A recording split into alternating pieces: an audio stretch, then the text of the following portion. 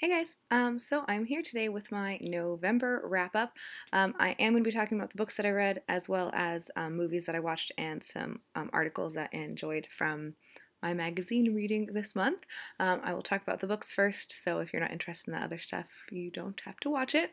I did not have the most productive reading month in the month of November, which is why I'm doing this whole like new crazy thing in my reading if you're watching my Friday Reads videos with regards to like my daily goals and things like that. So I only finished 3 books in the month of November. 2 of those were nonfiction. The first one was Just Mercy by Bryan Stevenson, and this is I'm not going to say part of the reason why I had a slump, but this book was extremely, extremely powerful and it made me mildly depressed. So whatever. This is written by Bryan Stevenson, who is a lawyer, and he has started EJI, which is the Equal Justice Initiative, where he tries to help people that, have, it's the defending the poor, the wrongly condemned, and those trapped in the furthest reaches of our criminal justice system, including like children that have been convicted of crimes and like punished as adults and things like that. And I just thought this was absolutely phenomenal. If you have not read this, you need to read this. I mentioned earlier that like I want to buy this book for everyone for Christmas, and I might just do that later today. But it goes back and forth between it has kind of like multiple perspectives. No, that's not what I'm trying to say. Each chapter alternates, starting with like this one particular case. I think it's Walter McMillian and how he was wrongfully accused of murdering a woman. I think that's what it was. It was a white woman that he was wrongfully imprisoned for her murder, and he is a black man. And there's this whole. It's so absurd because it's so obvious that he did not commit the crime. So that's kind of half of what's happening, and the other half is just Bryan's story of how he started EJI and other kinds of like various cases that he has gone after, like looked into, worked on. I don't know what the proper terminology is. Basically, this book is absolutely amazing and really eye-opening, and I feel like I've mentioned this before, but it's kind of like one of those books that you read because you know that these things are happening, but it's different to know that something's happening and to like really know that it's happening. So reading this just like way opened my eyes, and I thought it was phenomenal. 5 stars, hands down, incredible book. So good. The other nonfiction book that I read this month was Tell Me How It Ends, an essay and 40 questions by Valeria Luiselli. I don't know. Luiselli? I don't know. Whatever. Anyways, this is an essay by this woman who works as an interpreter for, I feel like it was mostly children that were coming. There's that whole thing that happened earlier this year about like child separation at the border, and it got kind of like conflated with another thing that's happening. So those cases were people coming to the border, and so like children being taken away from their families. But she was mostly interviewing kids that come of their own free will, and it's mostly kids, I feel like, from Honduras, and there's like a few countries where the gang situation is just like horrendous, and so they're fleeing for their lives because these gangs are basically like, you have to join us or like we're going to kill your family and stuff like that. So this was also heartbreaking, and also like super hopeful. Both of these books were really heartbreaking but also very hopeful because you're like, oh, there are these good people that are like trying to help, and so it makes you feel like a little good even though it's mostly terrible. And it kind of goes into how like that whole gang, I think that she talked about this in this book, I don't know if this is just like knowledge in my brain, but how like I think it's MS-13 and there's another one too, I can't think of what they are, but basically they started in the US, these gangs did, and then the US deported these people, and then they like grew into like a much bigger thing and stuff. So it's also very good and quite a small book, so you should read it if you haven't yet. Those are the 2 nonfiction books that I read, and then I also read Woman World by Aminder Dhaliwal, and she was at the Portland Book Festival, and so this is a collection of her. I guess she does this online. Oh, Jake was reading. I was like, why is there a bookmark in here? It's because Jake is reading it and I guess forgot that he was reading it because he has not picked it up in a little bit. But this was super funny. It's kind of like a world where all men have stopped existing, like stopped being born, and like we're getting diseases and dying early and stuff. So now it's just a woman world and all of the various things that they're dealing with. So I thought it was super cute and funny. And yeah, also wonderful. So I only read those 3 books and I bought a lot of books last month. So I'm doing my book balance sheet situation. And so I purchased 14 books totaling 2,680 pages. And I'm trying to keep a negative balance, and in order to keep a negative balance, since I didn't read a lot, I am getting rid of books. So I just wanted to show what those books were.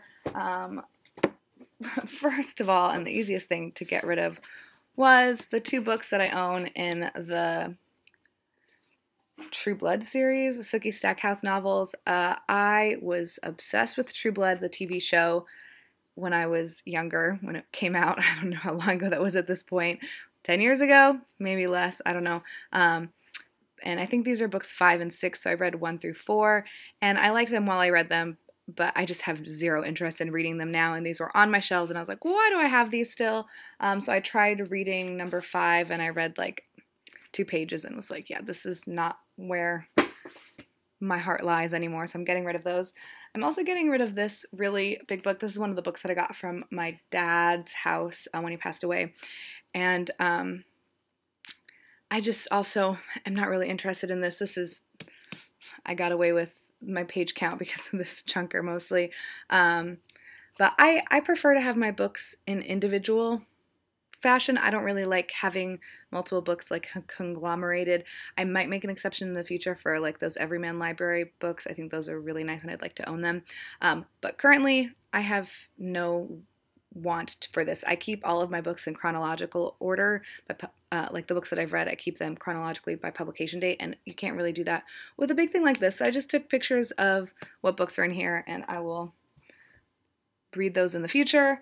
On that note, I'm also getting rid of Shutter Island by Dennis Lehane. I do want to read this. I did watch the movie and I loved it, but this book I got for free at like a little free library, and it's like a really junky copy of it, and so I'll get it in the future. I don't plan on reading it right now, but I will read it in the future. So those are the bookish things. Now I'll talk about the magazine articles. I did also in my Friday reads where I talked about Just Mercy, talk about this one. This really broke my heart. Also, I'll be linking the magazine articles that I talk about. I'll link the books. I always link the books too, my affiliate link. If you want, but I'll link the magazine articles too. This is Breaking the News by Sheila Kolhatkar, and it is about Sinclair Media and how much they suck. So this was horribly depressing, and again, I don't really want to talk about it because I already talked about it in my Friday Reads video from like the beginning of November, and that actually is probably what really messed me up last month, because I just like don't understand how people can be so horribly shitty. So, and that was from the New Yorker from October 22nd of this year. And I also read the June 4th and 11th issue. It was a double issue. I obviously am bad at keeping up with my magazines. There's 3 pieces of nonfiction in this that I really enjoyed, and also, let me see if I can find it. This profile on Chimamanda Ngozi Adichie, which I really, really, really loved. It was super exciting to read this. She talks about all kinds of stuff. The author is Larissa Farquhar.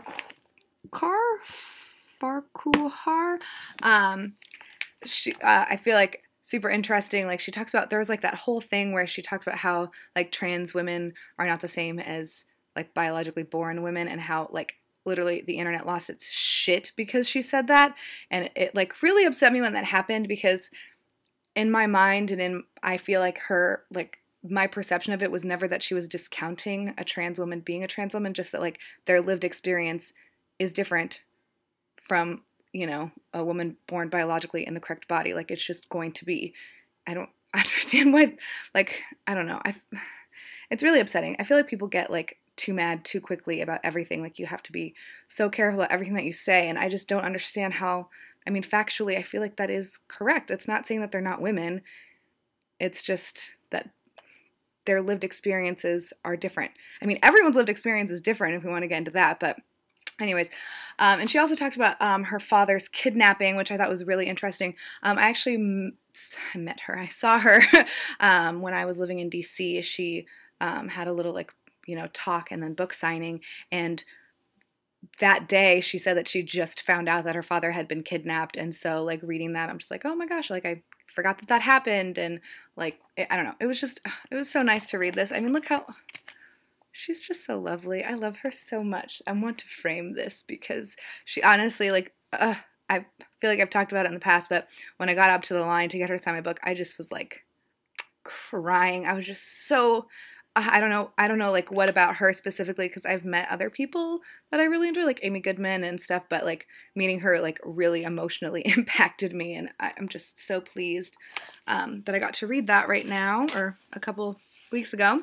And then the 3 pieces of fiction are Silver Tiger by Liu Yang, and this is like a little boy who lives with his grandmother, and mystical type things kind of happen. It's very quiet and nice, and I don't know, something like, I feel like this picture, like the blue, is like a good way for me to remember the story, which I know does not help you at all, but it was really good. And then there was also this one, Orange World by Karen Russell, that has to do with a mother or a woman who's trying to get pregnant and her babies like keep dying, or it keeps she keeps miscarrying, and then finally she is going to have a baby, but there's like this demon kind of that is tricking her into thinking like that he's helping keep the baby alive.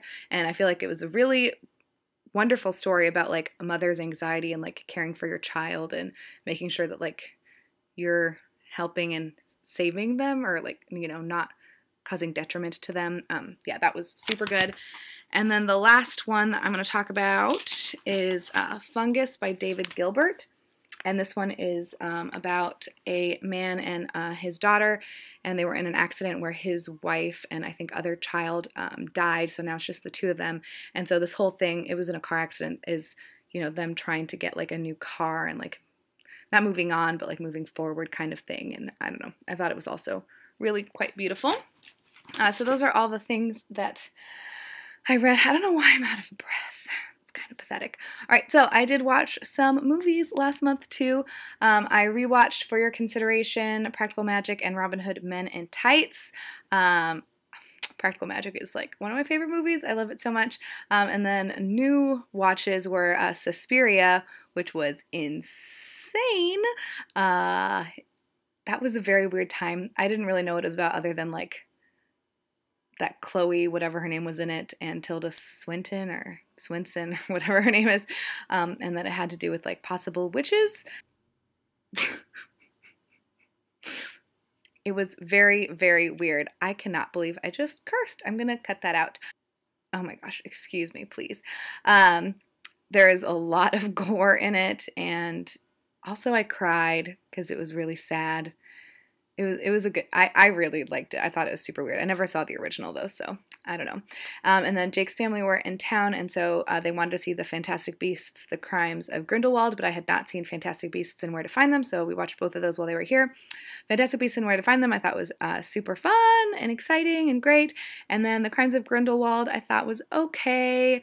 I feel like the first movie was kind of like a movie, and then this Crimes of Grindelwald, it felt like the beginning of more. Like it didn't feel like they were ever planning on finishing with number 2, if that makes any sense. Like it just felt like a bunch of setup, and that they're just trying to get us to keep going to the movies, and it's gonna work because I'm gonna keep seeing them even though I'm not 100% in love with them. So that is all that I have to say. Please let me know if you've read any of these books or if you have any opinions about what I talked about. I'll talk to you guys later. Bye.